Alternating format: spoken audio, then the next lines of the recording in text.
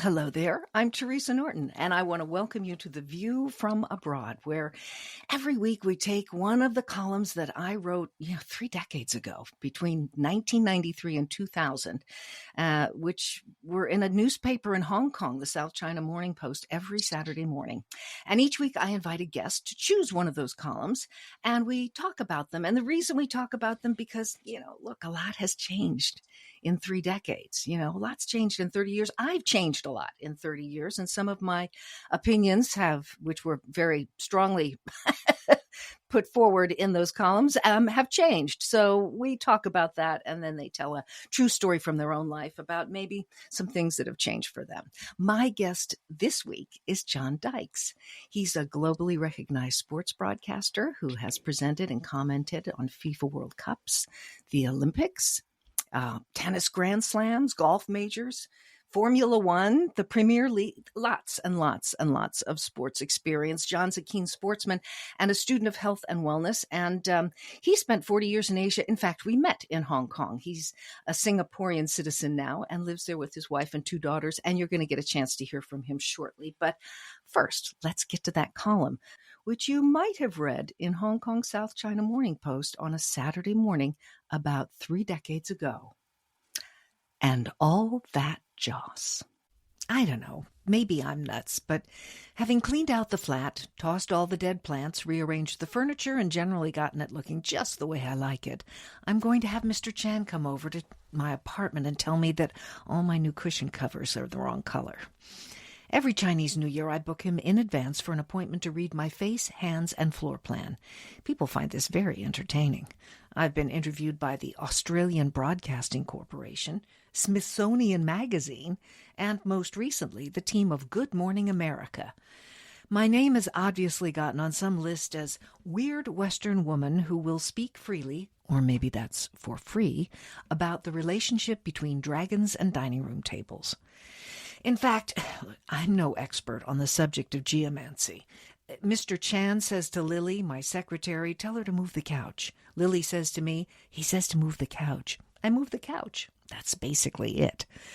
I had him come to the flat for the first time just before we moved. Moving is stressful for everybody, but in a city where space is a commodity and rents are astronomical, making the commitment to a 2-year lease can be a real stomach churner. Also, I work out of my flat, so it's, in a sense, my place of business as well. Anyway, I was fretting, so I asked Lily to arrange a meeting with Mr. Chan. I was, of course, expecting a 103-year-old sage with a long white beard and worrying that he would find the flat totally unacceptable and make me build a fish pond in the middle of the living room. How wrong I was. My Mr. Chan is one cool cat. He's about my age. It's sort of unorthodox. He's flexible. You don't want to turn the oven sideways? Well, put a jar of 7 stones and set it on the sink opposite. About the most difficult thing he came up with was the clock over the front door. It needed an exposed pendulum. What would Freud say about that one? A gold-rimmed face and the ability to chime the hour. The tricky bit was finding one that would fit between the top of the door frame and the ceiling, but I persevered, and now I have a clock that not only fits perfectly in the space allotted, but has such an annoying clang that it keeps house guests from overstaying their welcome. This Mr. Chan knows his stuff. Interviewers ask me if I understand why I'm doing all this. I do it because it gives me some ridiculous sense of control over the things I know none of us really has any control over. But do you understand it? No. But, hey, I was raised Catholic. I'm used to doing mumbo-jumbo I don't understand. Friends were amazed when they found out that I was letting a fortune teller decorate my home. Not because they had visions of an incense-burning shrine placed on top of the CD player, but because I am the least spiritual person most of them know. My eyes roll heavenward, not that I believe there is such a place, at the mention of Reiki. I am suspicious of most organized religions. I don't believe in ghosts, gods, or gurus, and I think crystals belong next to the bath oil beads in the bathroom. But I'll be damned. not that I believe in eternal damnation, if I haven't marked February 26th as the afternoon set aside to have my destiny plotted and my gold spray-painted wooden horses repositioned. I guess what I find most attractive about this particular brand of mumbo-jumbo is that although the means are often difficult to grasp, the end is so straightforward. Prosperity, longevity, and harmony within the family. Red over the bed so that the husband doesn't take a mistress and funnel money away from the family. 7 gold flowers near the back door so the family isn't threatened by robbers. Golden horses upon which ill health will ride out of the apartment. A red candle in the corner to avoid family arguments. Family, family, family. That's what it's all about. And anyone who's faced a real crisis knows how true that is. Having said that, may I wish you and your family a prosperous, healthy, and harmonious new year, whether you sleep neath a crystal, a pyramid, a cross, or a crimson canopy. Keep the faith. Well, hello, John Dykes. How are you? I'm very, very well, thank you, Teresa. And it is amazing to hear your voice again, especially because yours was a voice that I heard so often during my time in Hong Kong, even when I didn't even see you sometimes. Yeah. Well, I did a lot of commercial voiceovers and stuff too. So it was nice. It was a wonderful experience in Hong Kong. I mean, I loved it there. I was there for 40 years and you were there for how long all told? Yeah, mine was from 1982. I actually did a year of school in Hong Kong to 1997, shortly before the handover, purely coincidentally, when I came to Singapore for a job. So, yeah, long old haul in Hong Kong, and it felt like home, and so much of, when I thought about you and thought about those times, it brings so much back. And you talk about columns. The beautiful thing about this is I worked at the Morning Post from 87 to 95, first on the Mm. daily and then for a couple of years at the end on the Sunday. And even though I was a sports reporter, then I was an entertainment writer and a feature writer and an interviewer. I had a couple of columns. I had the diary column called Keeping Posted, which was that thing where we, you know, reported a bit of gossip, but also Yeah, sort of yeah. promoted events and stuff on page inside of page 4.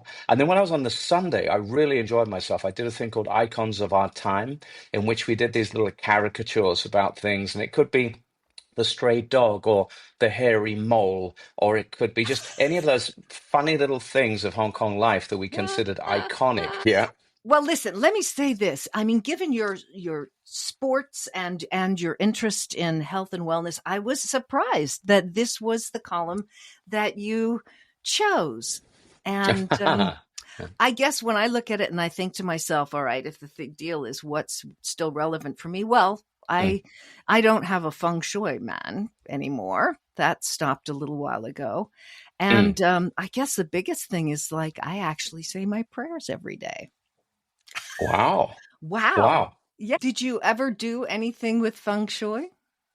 Well, I was always immensely aware of feng shui because you couldn't not be in Hong Kong. And the funny thing about it was that when you work in Hong Kong companies, of course, you take it for granted. There's going to be a lot of joss burned. I have to pause you. A lot of joss burned. We can't be throwing around these local phrases like junks and joss and not clarify what they are, John.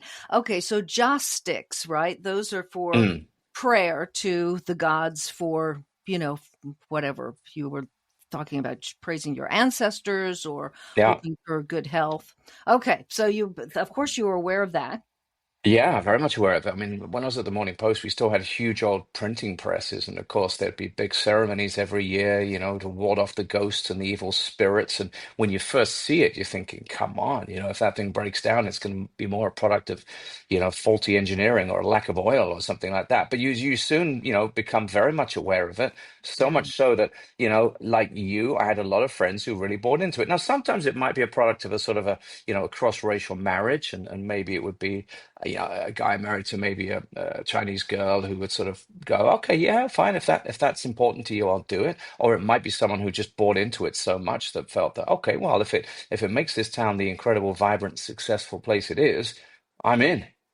Well, in my case, because I was working from home and I had a Chinese secretary that Joe and I shared, Mm. we felt that that was something that might be make her feel more comfortable moving from an office place into our home.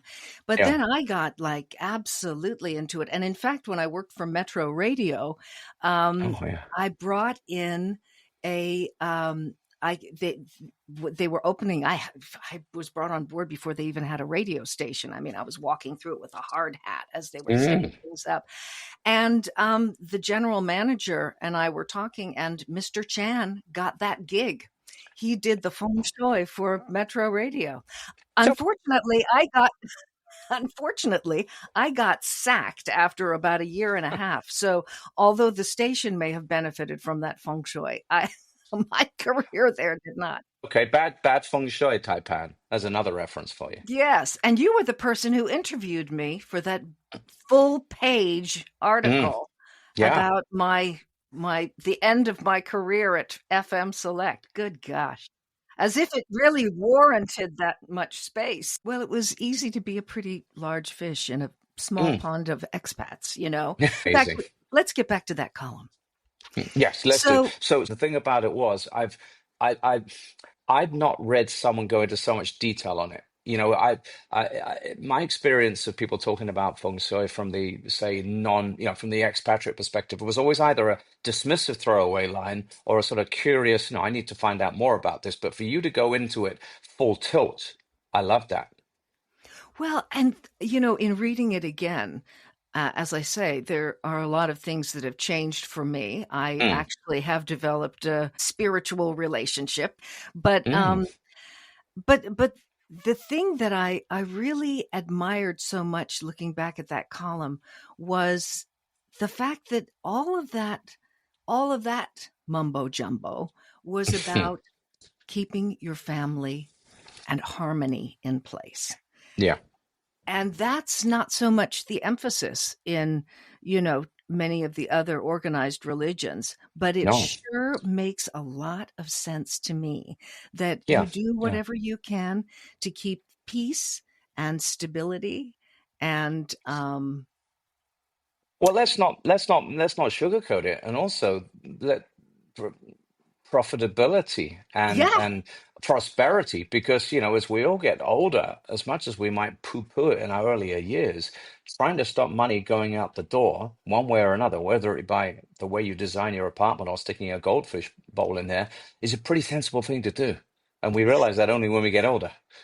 absolutely right. And I mean, that stability is based on a fact that you have your rice bowl filled and Yeah, those yeah. of course the big difference is, I suppose, culturally, is Mm, where I grew up. My parents um would give me money when I'd come to visit, even as an yeah, adult with kids, whereas the reverse is true, as we know, in Asia, where, you yeah. know, if you're the oldest child, you're responsible for looking after your parents. You're an asset which Yeah. has been invested in, and you're expected to pay a dividend. Not to be too crass about it, but yeah, that's kind of where we are, isn't it, with that? Are your girls going to have to pay a dividend? Well, it was so funny, bless them.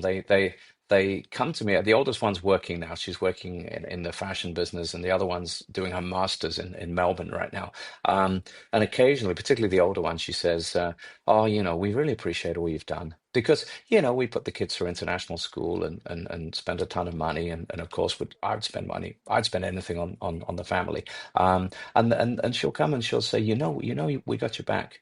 We'll be there for you. We're gonna do this and do that, and we're gonna, get you guys this and that. And that's lovely. And I think that's just organic. I don't Yeah. think that springs from anything other than just, being just nice people, hopefully.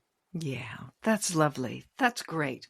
Well, listen, I mean, I guess the only other thing I can think about in terms of that column, anything that Mm, feels like outdated or uncomfortable to me, you know, I did have the line in there about, but I did, you know, dispel that assumption that the feng shui guy was going to be 103 years old with a long white yes. beard, Oh, you yeah. know, because I think that is the expectation. And he was Yeah. a very cool cat. actually. It's a great point that you make that, Teresa, because that's the thing that I learned back then, and especially now, I've been in Singapore on and off now since 1997. I had a spell when I lived in England when I worked on Premier League for 7 years, but this is home, and I'm a citizen here. I'm very much invested. My wife's Singaporean, the kids are Singaporean, and my good friends are Singaporeans, and I've got one in particular who is hugely into his feng shui, and he introduces me to his Feng Shui Sifu, which would be, master, like as in our, what was that, Kung Fu Panda, Master Sifu, right?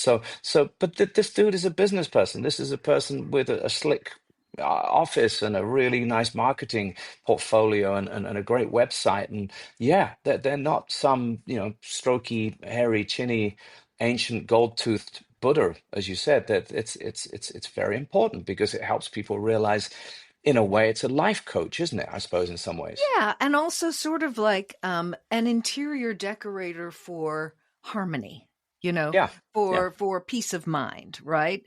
Did you ever go to fortune tellers to have them tell you your yeah. future? Yes, yeah, yeah. That would be something that I had a couple of friends who were into it, and it would be just an ad hoc thing, and it would be a bit of fun, but Was it like getting a tattoo? Was it that kind of a thing? no, no, not like that. No, it would be, for some, it would literally be, well, why not? For others, it would be, I'm in a place in my life where I'll take anything, And I think for my friends who did it, it was just a routine. Okay. Mm. Now, the interesting thing about it with my friend in Singapore is that he takes it so very seriously, and he will go to Bangkok and pray at the same temple every year for wealth. And if he does have a good year, he will go and give money. Right? Here's a little percentage. Here's a cut. Thanks for helping me do well. But what he'll also do is his guy will literally say to him, "This year you have to avoid a certain food." And he will just, forgive the term, religiously just not touch that food all Yeah. year long. And the funny side of it was that the guy was working with me at a Disney-owned company when they had some layoffs, and he got let go. And he was incredibly sanguine about it. And I said, "What's up?" And he goes, "Yeah, my guy said to me last year in this current yearly cycle, um, the mouse is not an animal you want to be associated with." So he goes, "I'm cool with that." The mouse. He got sacked by the mouse, right? Ah, that is hysterical. Yeah, That is incredible, eh? really something. Yeah, Do you I know, know. yeah, something that comes up for me just based on what you were talking about there, and the reference of going to whatever lengths just to get some help. When Mm, I at one point in Hong Kong, I did start going actually went to church. I was raised Catholic, but I mm, didn't go to I went to St. John's Cathedral, which was yeah. a Anglican church, right? And they had a sort of a study group. And I thought, well, golly, I haven't done any of this stuff for a while. I'll join the study Mm. group, adult study group. Of course, I have to be very careful to not take over the study group. Just because I don't know anything on the topic doesn't stop me from running the show, you know. Mm. When you're in a place like Hong Kong, there are two things. Firstly, sometimes you get to a point where you've worked hard, you've played hard, you've thrashed it in the red zone for too long. You do find yourself feeling a need for something. Maybe this happens in big cities everywhere. Maybe it was a product of the way we lived. But the other thing that was interesting about the religious thing and the church thing was that my mother had a friend who got divorced, at a time of life when it was going to be very difficult for her to meet anyone.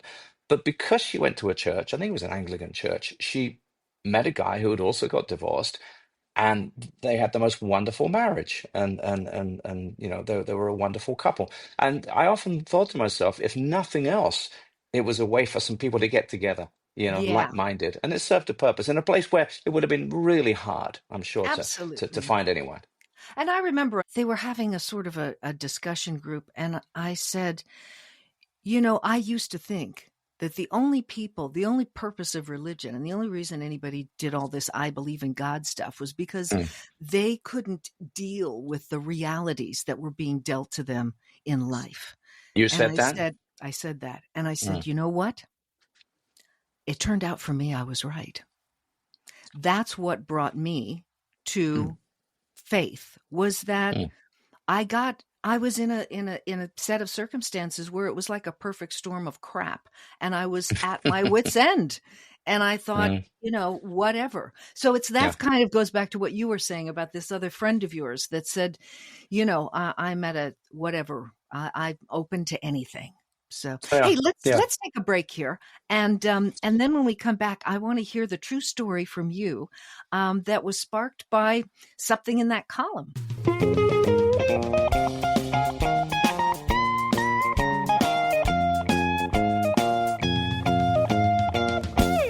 And we are back, and we have like a little commercial break. And, it's not just all of this sports stuff. John, you're an in-demand event host. You do emceeing and that kind of thing. You moderate panel discussions, and you're doing some coaching and work with people who want to improve their speaking. Is that right? Talk to me more about that. Yeah, that's something that's evolved. I mean, it's been a long career. I've had about three different careers. Did the newspaper thing, then started moving into TV in Hong Kong. Had the big break, which brought me to Singapore. So I'd started working with a channel called Star Sports over there, and then Star merged with ESPN, who at the time were based in Singapore, and they were actually rivals, but they came together for commercial reasons. But anyway, it was decided to be headquartered in Singapore. Now I was just about ready for a move. I think I was pretty burnt out in Hong Kong by that stage, and I'd been to Singapore a few times and loved it. Just felt that it was a little bit greener and a bit more suburban, and there was a lovely mix of old and new, and yeah, I just and multicultural. So there was a lot I liked about it. So I came to Singapore. To cut to the chase, I had an incredible career with ESPN Star Sports. I covered every major sport. I think you laid it out at the top of the show. I've specialized in Premier League football, soccer for a while because that was the biggest thing in town. They bought the rights. I was the English guy, so I did You the were the show. voice and Loved the it. face. Yeah. Yeah, that's right. And I did that, and it took me all Asia wide, and it caught the eye of the Premier League themselves, because of course they were saying, right, well, there's this guy there who's all over Asia on our product via our broadcast partners. So they had an idea of launching their global feed, which exists to this day, which is a very clever idea, which is a 24/7 English language HD content service that goes out to broadcast partners around the world. And what it does is it serves the needs of anyone who might buy the rights, but they don't have any kind of broadcast functionality or capacity. So it's a ready-made content stream. So they said, look, you've done it Asia wide, why not do it globally? And they approached me in 2010 to go over and be the first lead anchor of their show. So it was like, well, okay, can't really say no to that. So I went to London, which was weird because I'd actually consciously never worked in the UK. I loved Hong Kong and then Singapore, and I'd always worked in Asia. But it was a very tough one to ignore and resist. So we went for the adventure, and had 7 years in England. But during that time, towards the end of that time, I realized that when the Premier League thing ended, because that show didn't get shown in the UK, it was only for international audiences. So I had no resonance within the UK TV market, as strange as that may seem. So as a Yeah. result, had that come to an end, I wouldn't have had anywhere to go necessarily. Mhm. And I was in my early 50s. Yeah, yeah. So I'd already started sort of thinking, what am I going to do? And broadly, I thought, well, Asia's where I need to be. And I had a good friend who works in retail who said, come back to where your market is and then figure it out. But I got lucky because Fox Sports were here in Singapore, and they were a company that had sprung out of one of my old ones, and they all knew me. And they said, look, could you come back and do a job for us? So I did. So I came back to Fox, and I spent 4.5 years with them. They gave me my own show, 3 times a week, the John Dykes show, chatting about football and stuff. But it wasn't that we showed live football anymore. It was more of a chat show. It moved into that kind of podcasty format. And I was beginning then to think I have to do something different. There has to be more beyond here, because the industry was being disrupted. Um, People were not making as much money out of showing sport as they used to. Piracy was a problem. There were new content formats. There was streaming.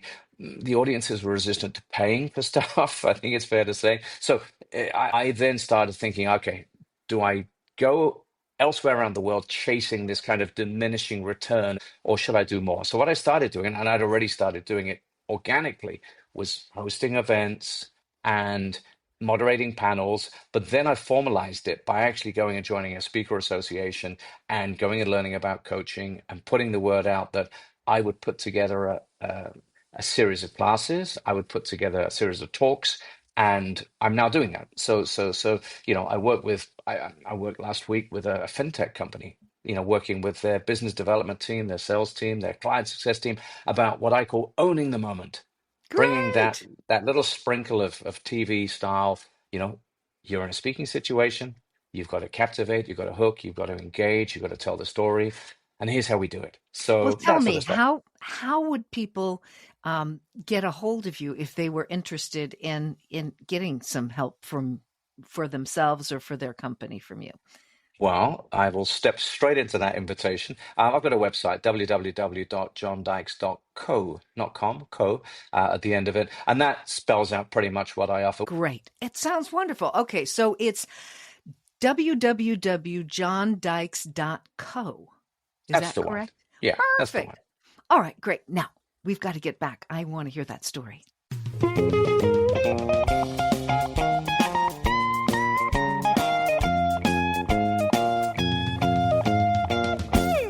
And here we are, and this is my very favorite part of the podcast.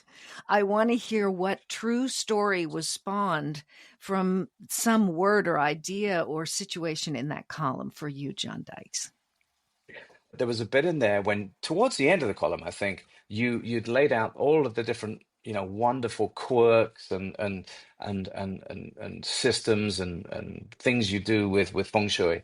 And then you spoke about you used mumbo jumbo, and it's a phrase that we all use. It's a term we all use. But actually, for me, it encapsulated something that I felt when I watched my favorite ever sports film. And when you do what I Okay. do for a living, a lot of people ask you down the years, "Oh, what's your favorite sports film?" And they think it's going to be a soccer film. I say soccer because it's just easier for people. So, I think Bend it's going it to be a like soccer. Beckham.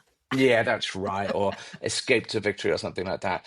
And then when I tell them that it's actually Ron Shelton's 1988 baseball movie, Bull Durham, they're like, what? Some of them are like, what? Who? What? Never heard of it. Others are like, Kevin Costner? Because he just seems to attract that kind of a reaction these days. And I go, no, no, no, because you see, this one sums up the way I feel about life, belief systems, religion.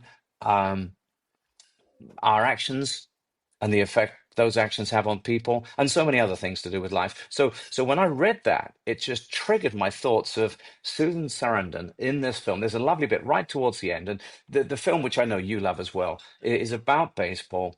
And it's about an aging guy who once was in the big time, but got injured or something and never made it. And he's brought in to coach this wild young pitcher called Newt LaLoosh, maybe, yeah. And the Kevin Costner character comes in to coach the Tim Robbins character, but thrown into the mix in this sleepy little town of Durham in North Carolina is Susan Sarandon, who's Ugh. this local woman who every year she believes in the church of baseball.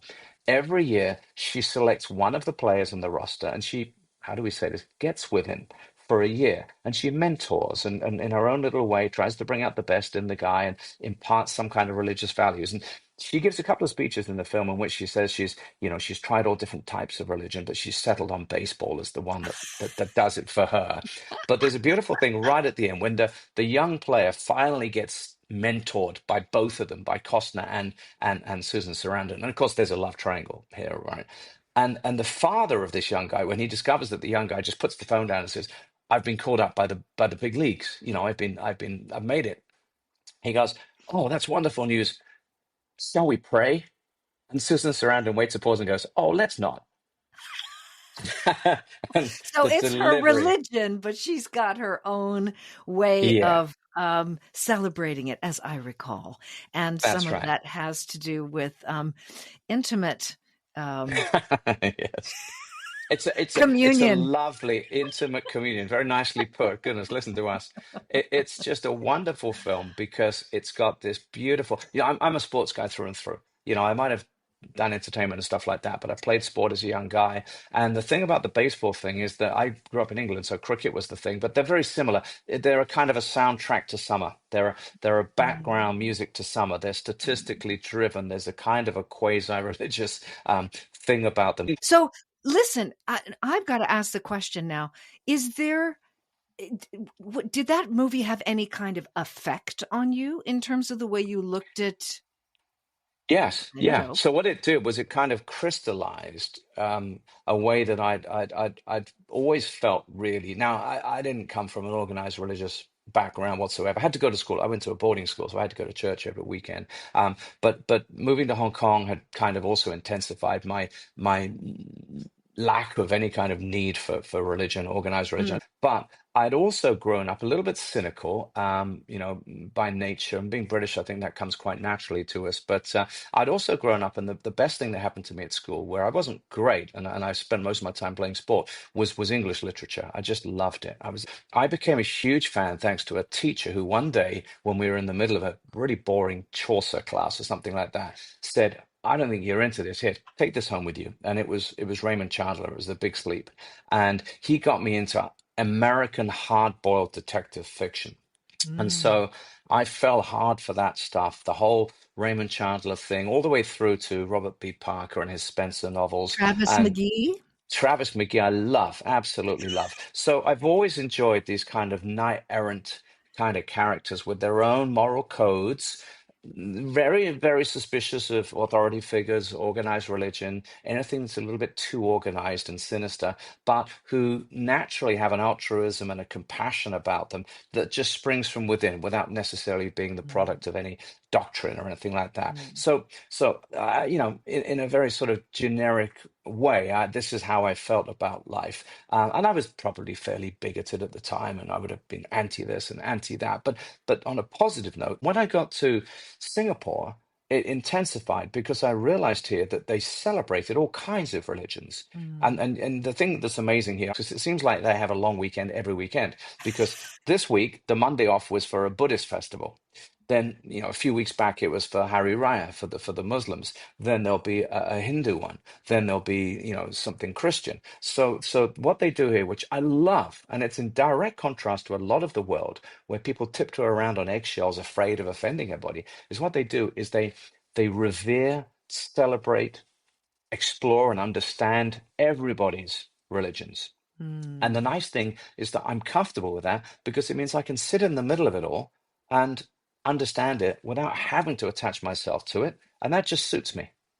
Well, they have a very, and I'm using this in the Webster's dictionary sense of the word, a Catholic approach. In Mm. other words, an all-inclusive, which is very funny because, having been raised Catholic, it's not a very inclusive faith. They could have picked a different name, but Yeah, but you know what I'm saying. Mm.